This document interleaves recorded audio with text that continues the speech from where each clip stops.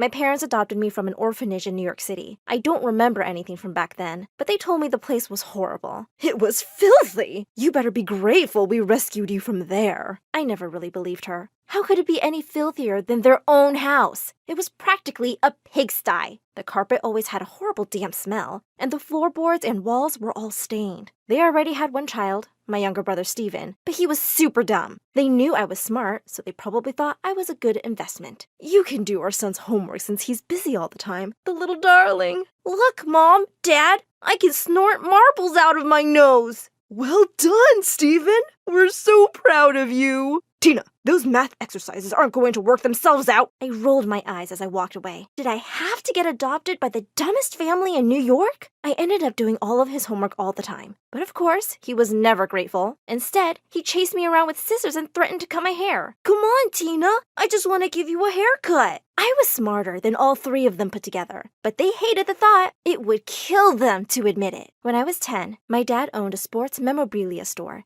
and he was too cheap to hire a real accountant, so he made me work there as one. It's the least you can do after all we've done for you. Fine, but let me tell you, your dumb store is not making any money. You're probably doing it wrong. Aren't you supposed to be smart and good at this stuff? Go over the books again. Well, I wasn't surprised when he lost his shop 3 months later. Meanwhile, at home, my mom would make me stay upstairs whenever she had company over, which was all the time. She liked to make her friends think she was really smart, even though she was an idiot. Go to your room and don't you dare come down. God only knows what complicated and weird thing you'll end up talking about. They'll think I'm a freak like you. Don't embarrass me. I decided to have some fun one day while her friends were over. I set up a trivia board game I knew my mom would lose, and I told her friends I'd play on their team. We won by 25 points. It was epic. We didn't know Tina was so smart. My mom was so embarrassed. She flipped the table over and told everyone to leave. How dare you make me look stupid in front of my friends? Maybe if you ever read a book,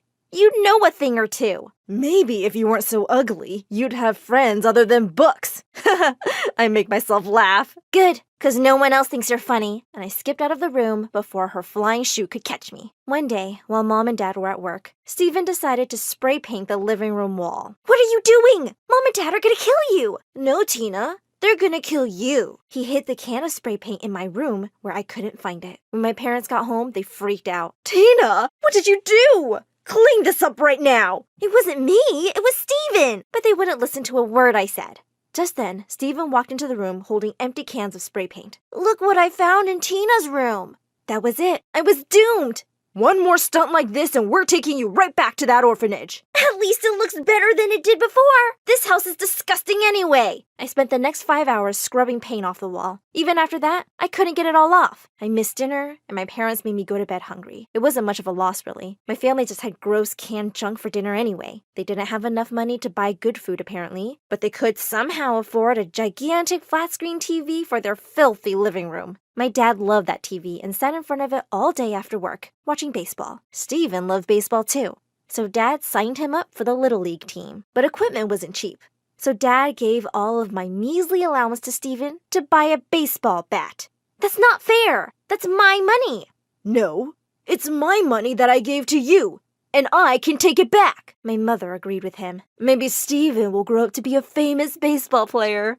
At least he'll be doing something good for this family, unlike you, Tina. Steven's not even good at baseball. He strikes out whenever he gets up to bat. I'm better than he is, and I've only played once. It was true. Steven was horrible at sports, but my parents didn't care. Somehow, it was still my fault. Maybe if you were there to cheer him on, he hit the ball more often. I wish you had never adopted me. I wish I could go back. I stormed off to my room. I knew I had to get out of here, but I didn't have any money or anywhere to go. My friends at school all came from rich families in the city. I never told anyone I was adopted, because it would be so embarrassing. One day at lunch, the girls were just boasting away as usual.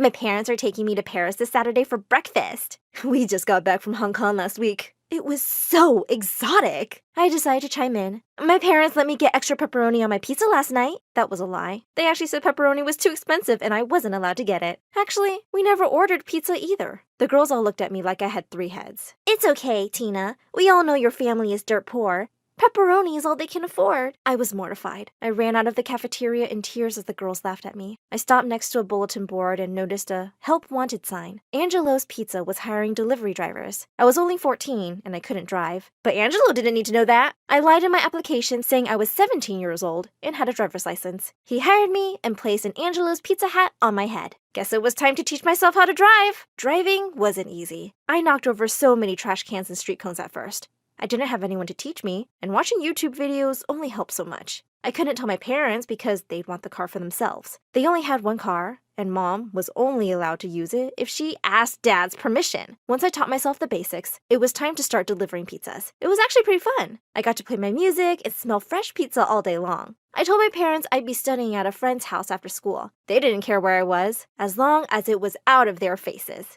Do we have to feed you? Can't you just have lunch and dinner there?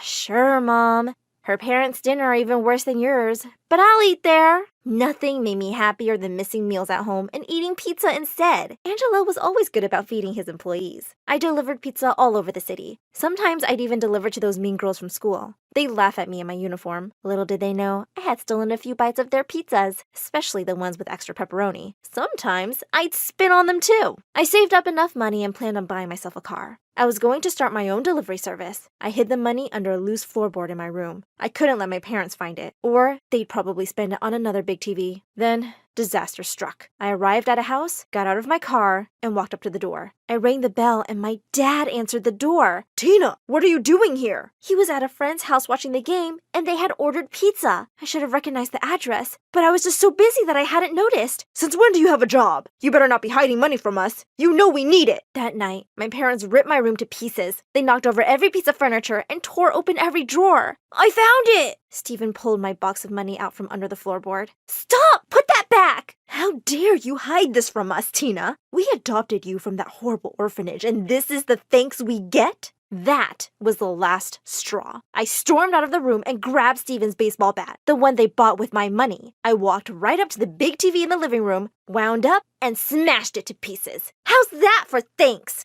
I dropped the bat and stormed out of the house. I went to the one place I knew I was safe, Angelo's Pizza. Angelo was closing up shop when I showed up in tears. I told him what had happened and how my parents stole all my money, and he felt really bad. Here, I know you've been saving up for a car. It's yours. And he just handed me the keys to my pizza delivery car. I gave him a big hug. Thank you, thank you, thank you! He invited me to stay with his family for the night. They had a small home, but it was really nice. His wife was an amazing cook, and their son was in school to become a hairstylist. Tina, would you like a real haircut?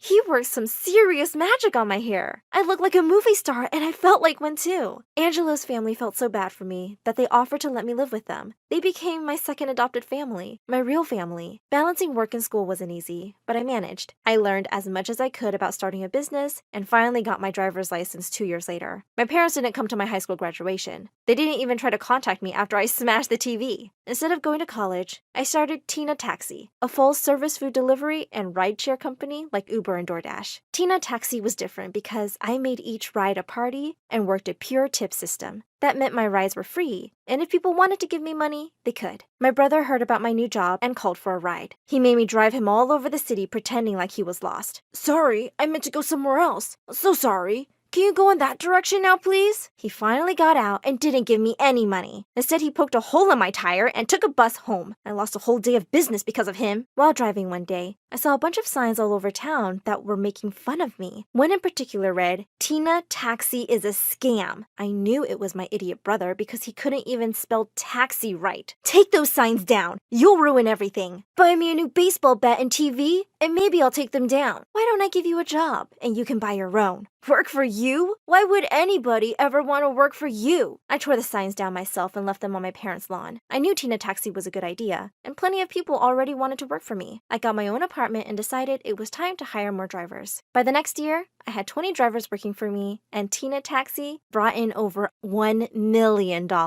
Soon enough, I got a call from a multi-billion-dollar company that wanted to buy Tina Taxi. They offered me $2.5 billion for my company. I told them I'd only sell if they maintained my business model. Tina Taxi was always meant to help those in need. They agreed. After everything was said and done, I went back to the orphanage where my parents had adopted me all those years ago. The kids were so excited to see me. That's Tina from Tina Taxi! I want to be just like her when I grow up. You're already just like me. I used to live here when I was just a baby. They were thrilled to know I started out just like them. I donated millions of dollars to help remodel and build orphanages all over the world, but especially one in my home state of New York. I even adopted a little girl named Amira, and I promised to give her the childhood that I never had. Together, we live in a huge house outside of New York City. I never heard from my adopted parents ever again. I never heard of Steven either, so he probably never did become a famous baseball player.